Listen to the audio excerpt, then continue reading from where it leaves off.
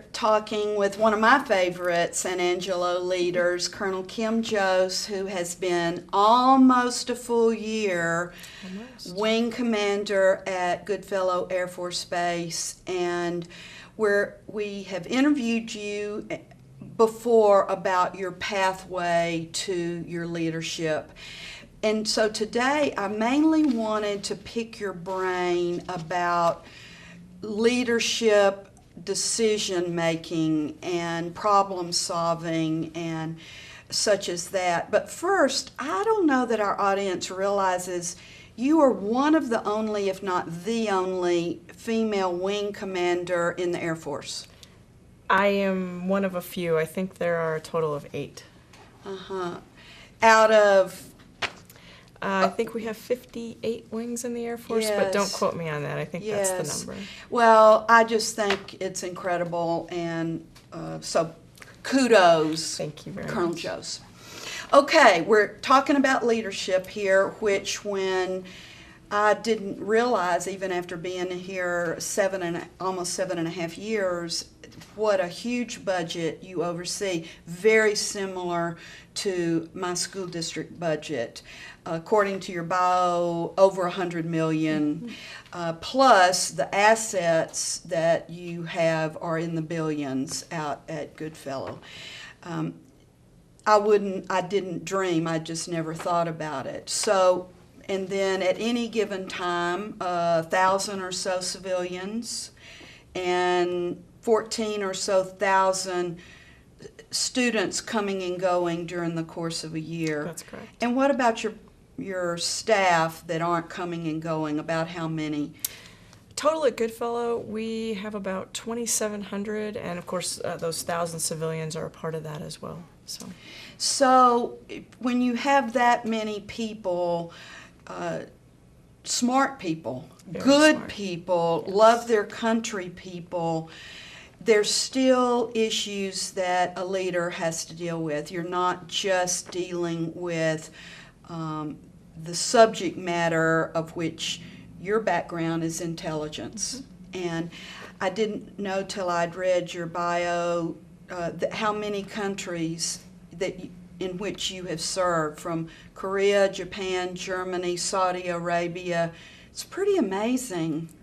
So you have had a rich life of opportunities to observe other leaders. Absolutely. In different cultures. Yes. Which I think is rich. Okay, so here we go.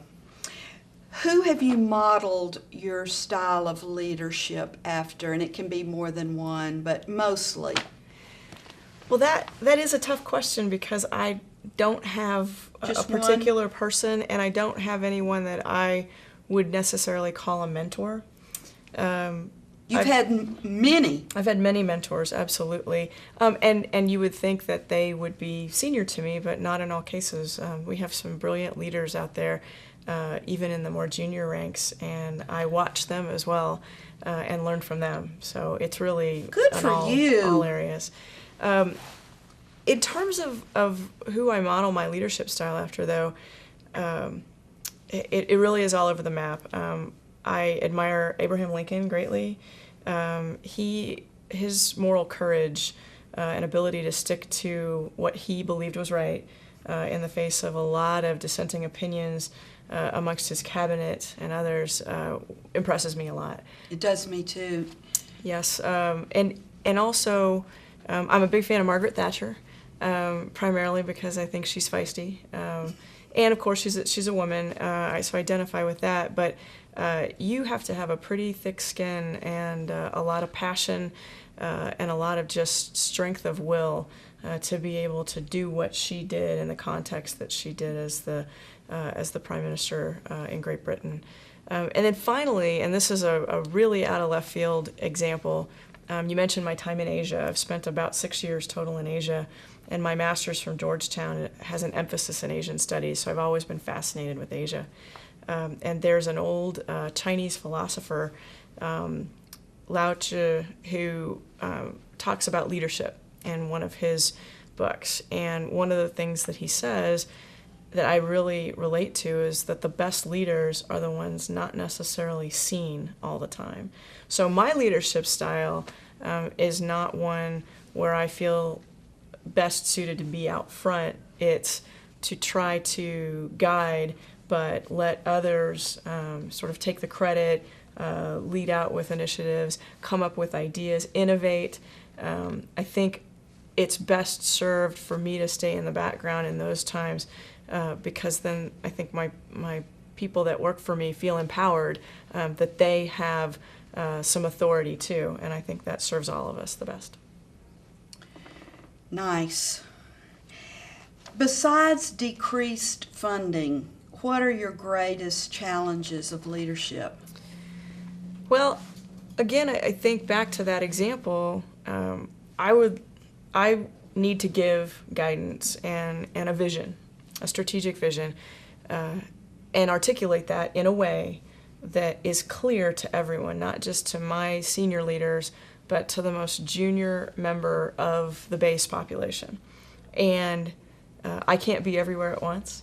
And so if I do it right, then I help them understand where we're going as an organization, and so they can go out and make decisions on their own when I'm not around that are in line with that strategic vision.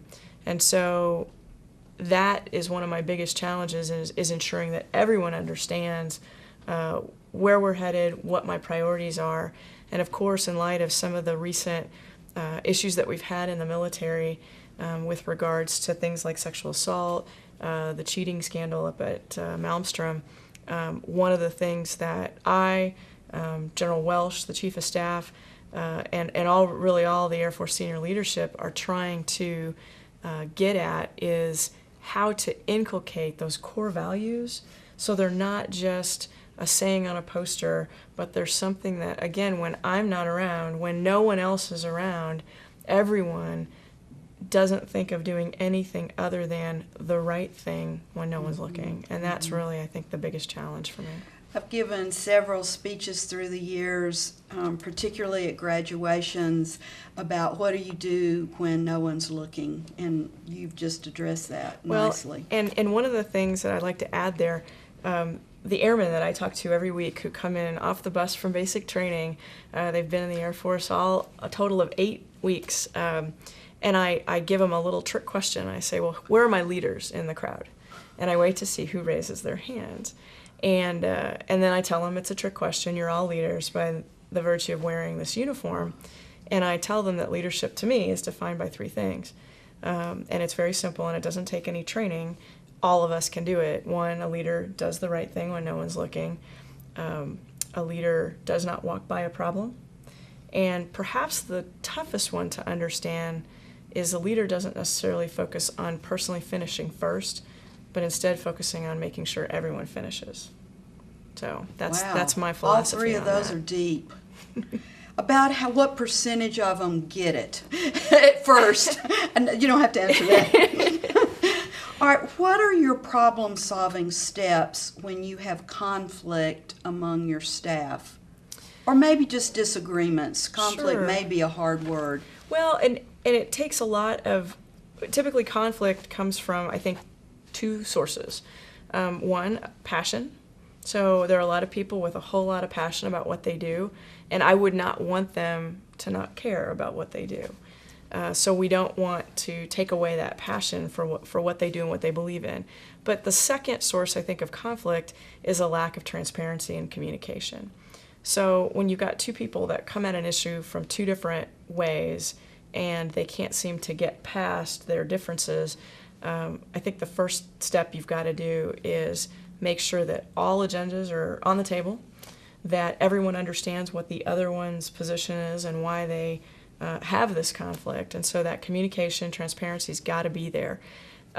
Sometimes they can, with a little encouragement, they can get past the conflict on their own.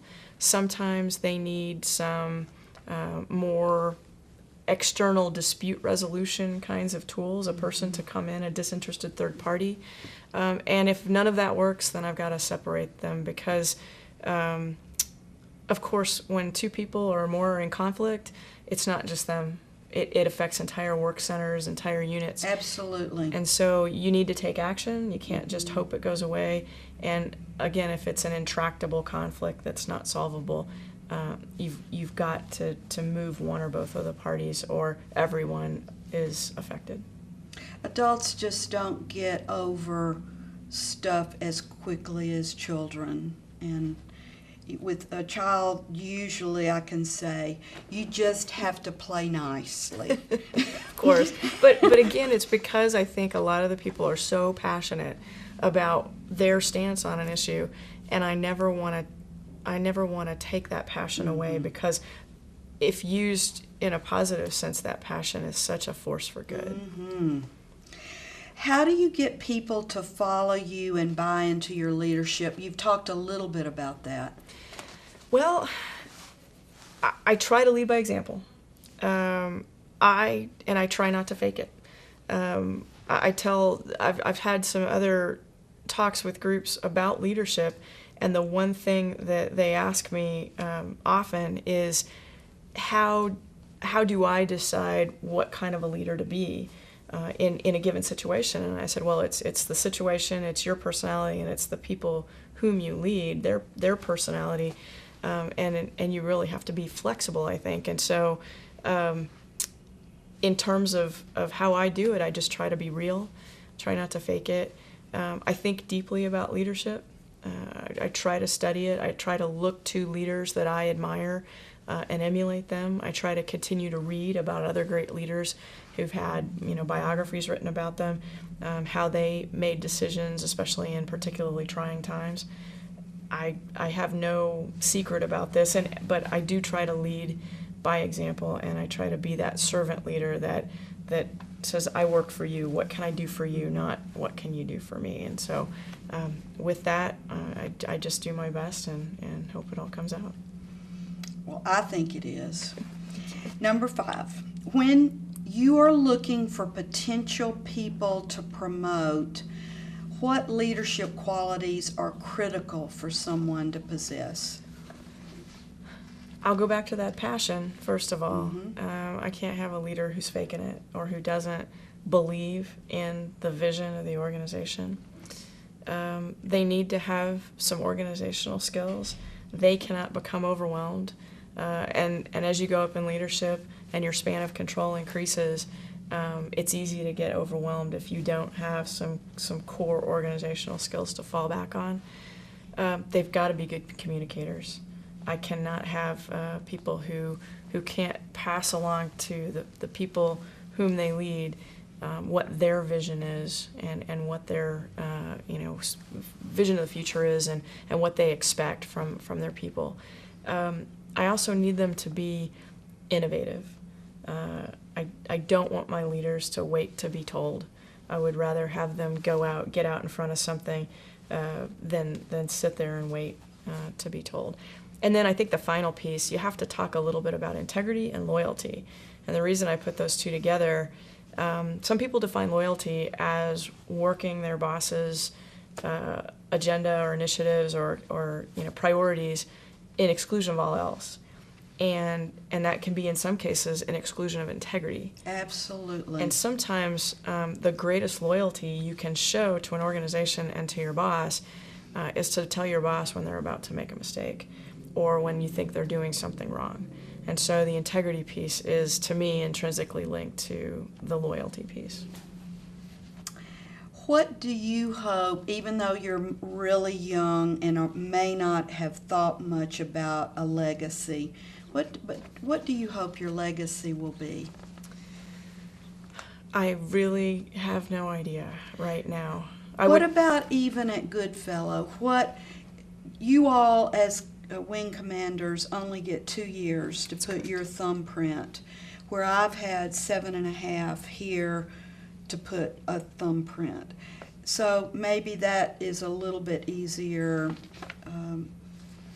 When people, Stephen Covey talks about what do you want said at your funeral, then you better start living like it. So what would you hope? I would hope that people who have worked for me would think that I am fair, that I do the right thing because it's the right thing to do, not the politically correct thing to do. But maybe most importantly, back to the leadership speech I give to those young airmen, I am a really big fan of cultivating the leaders that don't know they're leaders yet. The ones that I see some real promise in, some potential, who have maybe a decent degree of self-doubt, much like I did at their age when I was younger, and just giving them an idea that if they work at it and they think about it and they cultivate it, they can grow into an amazing leader. And you know, you say I'm young. I might disagree with that. You know, I could be retired in a few years out on a veranda drinking the beverage of my choice, and those young men and women on that base will take that guidon out of my hand and continue to lead our Air Force. And so if I'm not developing those young leaders and making them feel like they've got something to give, then I'm not doing it right. So that might be my most important legacy. So investment in people. Yes, absolutely. Okay, if I could just word that. I appreciate that. And I think I'm hearing you say, being a talent scout, I hope that is something that I'm conscious of all the time, that I'm not walking down a path blind, working on a problem, but looking at those around and seeing their potential and encouraging them. I can't tell you how much I've enjoyed a year of knowing you, and I incredibly look forward to another year of having you in this city and leading the men and women from 4 of our branches of the military. Is this your first joint base assignment? It's not. My last base at Misawa Air Base, Japan, was actually a naval air facility as well as an Air Force base.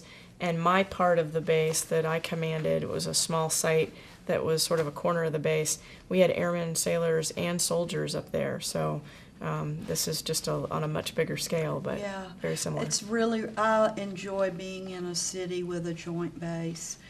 Very nice, ma'am. Thank you. And we're going to continue working on projects together. Absolutely. This city has been so amazing to the base, and the community partnership initiative that we're working on together is just one more example of how much the city cares. And it's never just words or promises. It is always followed up by action, and I am so appreciative of that. You almost have to get out of the way of excited, passionate people that want to do things for all of our military. Thank you, Colonel Joos. Thank you very much, Dr. Bonds.